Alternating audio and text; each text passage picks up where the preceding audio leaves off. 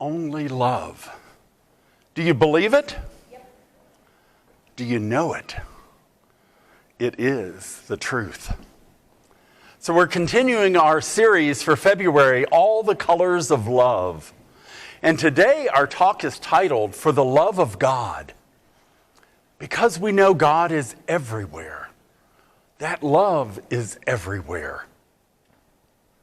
And it is always present and ready for us when we turn and look to it.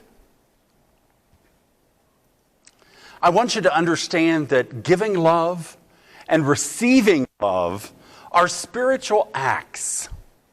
They're gateways to have an experience with God yourself. Ernest Holmes says in the Glossary of Science of Mind, as he defines love, love is the self-givingness of the spirit through the desire of life to express itself in terms of creation. So it's really getting that creative juice going, that creativeness of life that's there every day, creating what it is that we see and have in our world as well as in our minds. He goes on and says, Emerson tells us that love is a synonym for God.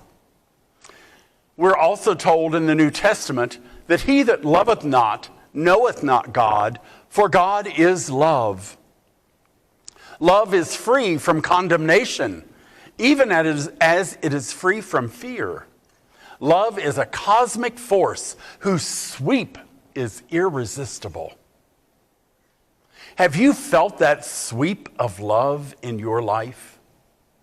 At some time, it was irresistible. It just brought you right in, and you knew that you were loved. Love can move us to action when we're paying attention, when we're keeping our hearts open and our minds open. Then love can move us into action in the world. I'll share a story to illustrate this. And it's the story of Lily. Lily was a dog, is a dog. She's a lab and something else mixed, they don't know what. And she was found alongside the road in Burlington, Iowa. She was taken to the Burlington, Iowa Humane Society. She was pregnant. She had 6 puppies. All 6 puppies got adopted. And there was Lily still at the Humane Society.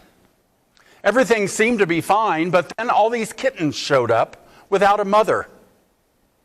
And the workers at the Humane Society were trying to figure out what they were going to do, because to feed all of these kittens with a bottle was going to really be a lot of time and energy.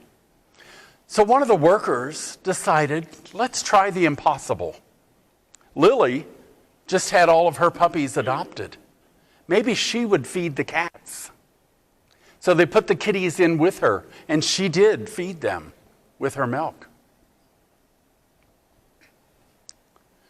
You might think that Lily is one of a kind, but then consider the story of a cat that heard a baby fawn crying for food and took in the little deerlet. Or the goat that was raised by a baby horse.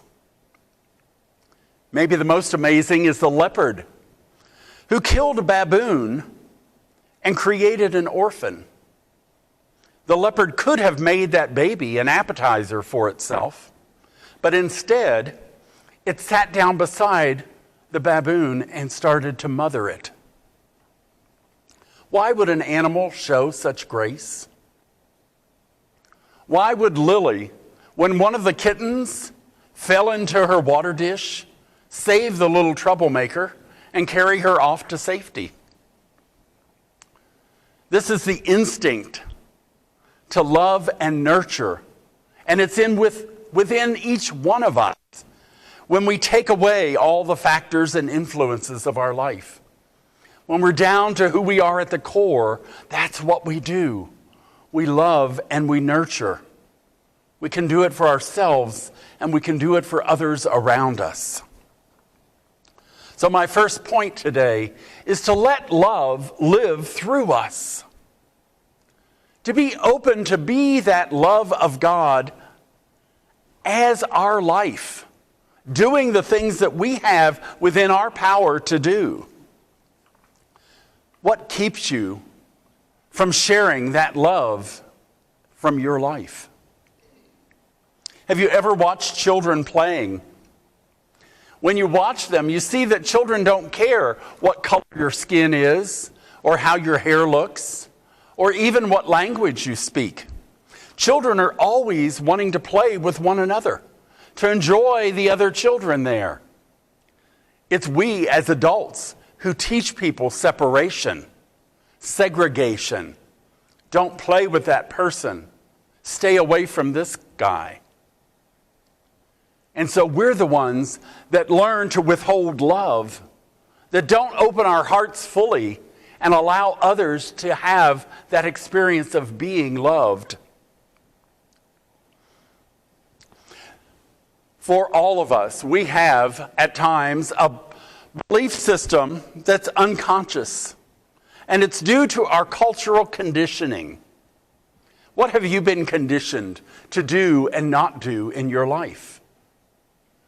What have you grown up being told this is your limitation?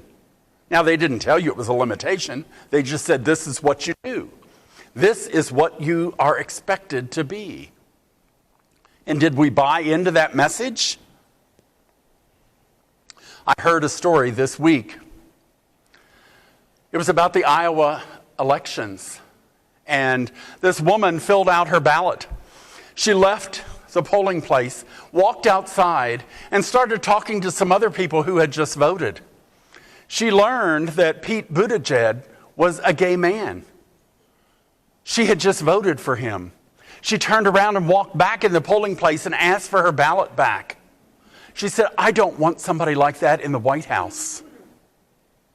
The poll worker said, "Well, I teach my children love is love. Is his private sexuality really any of your business?" It makes us think, what are we doing? How are we living life? And what cultural conditioning have we had? Are we open to sharing with all people and seeing everyone as part of God? My second point here is to do the right thing. Why is it that we don't always do the right thing? Well, it's easier to do the right thing if we're very clear about how we want to show up in the world, about how we want to be the expression of God. If we have love in ourselves, if that's our very nature, is to nurture and love ourselves, we want to share that with everyone. To do the right thing. What if we believed that our purpose in life was unconditional love? Michael Beckwith says, this is our real purpose for life, is to love, and to love unconditionally. We have been studying in our visioning class Michael Beckwith and his visioning process here. He is the one that brought this whole process of visioning to the world. His process is used by businesses, business leaders, spiritual groups, all kinds of organizations will do visioning as outlined by Michael Beckwith. His work has literally impacted millions of people. Many of you will know him or recognize him with his dreadlocks. Now you may not recognize him because he shaved them off. And so I'm always a little freaked out when I see him without his hair, because it was such an iconic part of him. But let me share a little bit of Michael's story with you. Michael was a CSL practitioner, and he went through Holmes Institute, Holmes College, the same school I went through for ministerial training. When he finished his practitioner studies, he still wanted to study. And so he went on to ministerial school. He said, I didn't really intend to become a minister, but I love to study and learn. And so that's why I took myself into ministerial school. When he graduated, he wasn't thinking about having a church. He spoke at a few churches here and there, and it worked well because he had several small children at home, so he'd have his weekends to be with the kids. One of the churches that he had spoken at several times asked him if he would apply to be their senior minister. They were looking for a senior minister and were accepting applications. So Michael did some soul searching and decided, yes, he would do this. So he got his packet ready and submitted it to this church to be their senior minister. The board of trustees, who was the one that reviewed all the packets and decided who was going to be presented to the congregation for their trial sermons, decided not to put Michael Beckwith forth to the congregation. One of the board members decided they should tell him that they weren't sending his name on and let him know why. And the reason they told him they were not sending his name on was because he was African American. Well, that sent him into a little time of self-searching, we'll say. And it was in that time of asking God, why? Why? Well, what now? I thought you wanted me to do this. That's where the visioning process came from. That's where God gave Michael Beckwith the download of here's how you vision. And he began to vision for his own ministry. Michael Beckwith is now the minister of Agape International, which has over 10,000 members and is a thriving church.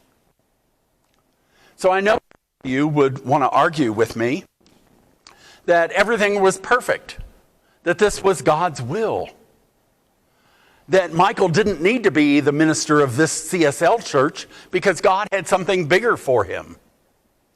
And I would say to you, was love being expressed? The board that turned him down because of the color of his skin was not expressing love. They were expressing limitation. What are we expressing with our life? Do we express love? Do we reach out unconditionally? Do we recognize that everyone, every being is a creation of God? And we are all one family, one human family. If we're always living and acting from love, that can change how we show up in the world and what our reaction might be.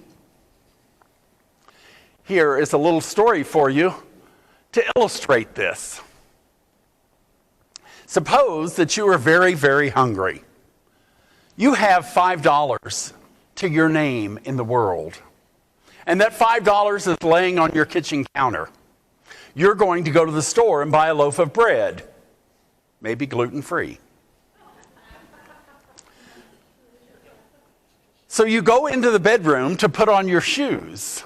And while you're in the bedroom, someone breaks into the house and steals your $5 bill off the counter.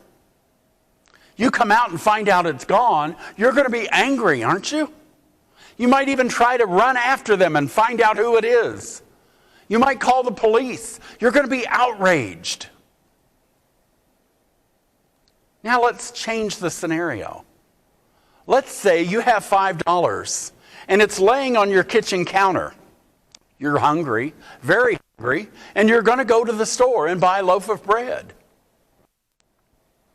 So you go into the bedroom to put your shoes on. While you're putting your shoes on, someone breaks into the house. They steal the $5 off of the kitchen counter. You come out and realize that it's gone, that someone has taken it.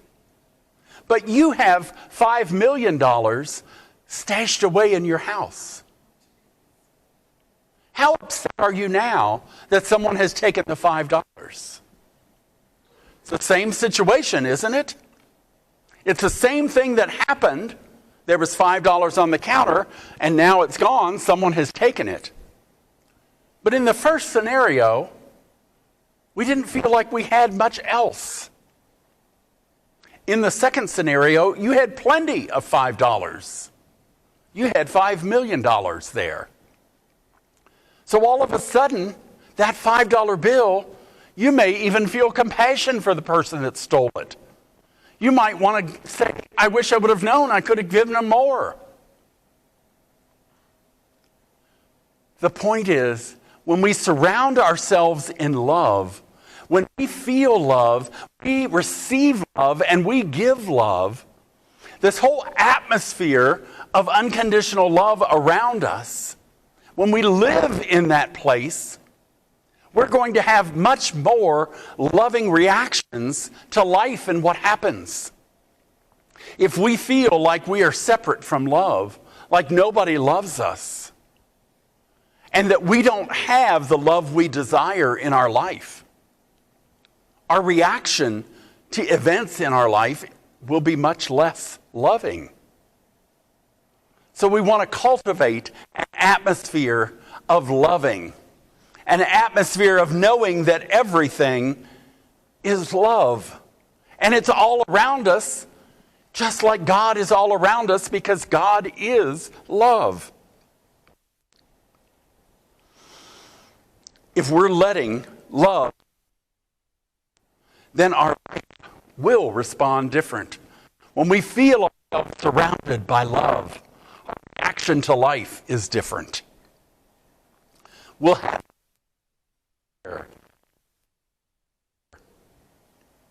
we can respond with love to life events and not hate or fear or anger. Page 297 of the textbook, Ernest says, the one who has learned to love all people will find plenty of people who will return that love. Until we learn to love, we are not sending out love vibrations. And not until we send out those vibrations can we receive love in return. It's the law of circulation here.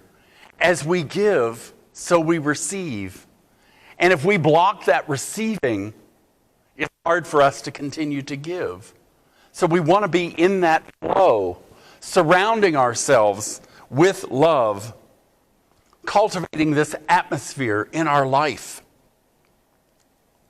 Are you willing to love unconditionally and to always act from love? Our third point is to let unconditional love act through you. To be love, to be kind and loving, is to manifest Spirit through our life. To be that expression of God that we are called to be. Your choice can be to violate a spiritual principle, which is that we are love. Or we can walk in that unconditional love, sharing it. The highest calling is to live a life of love.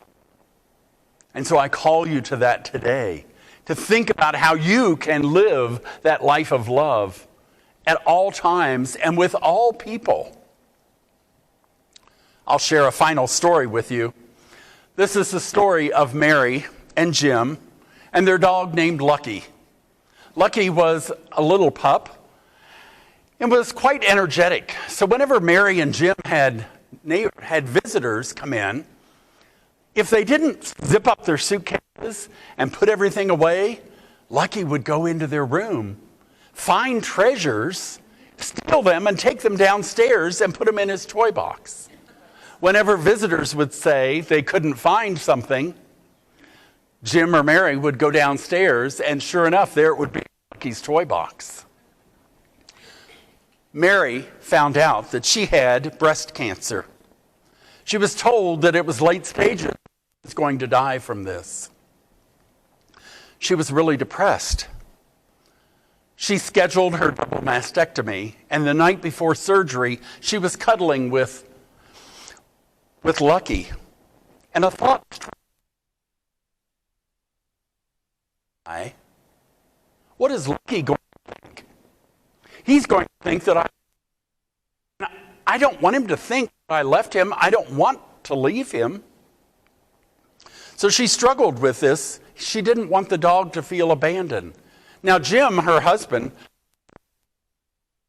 favorite, Mary's dog. So while she was in the hospital for 2 weeks, Jim took Lucky out. But he would be sad and droopy and not really excited about walking. Finally, the day came for Mary to come home from the hospital. When she got home, she was so exhausted that she couldn't make it up the steps to her bedroom. So Jim made a little bed for her on the couch. Lucky stood watching her. She called the dog, but he wouldn't come over to her. And that made her sad, but she was so exhausted that she fell asleep. When she woke up, she started into a panic because she couldn't move her body. She was very hot, and she couldn't raise her arms. She couldn't raise her head. She couldn't figure out what was going on. Then her panic gave way to laughter. When she realized her problem, she was literally covered, blanketed with all of Lucky's treasures. While she had been asleep, the dog had made trip after trip from the basement up to where she was laying and brought all of his beloved toys to cover her. He literally covered her with his love. Mary forgot about dying. She and Lucky started taking. They would walk further and further. It's been 12 years now.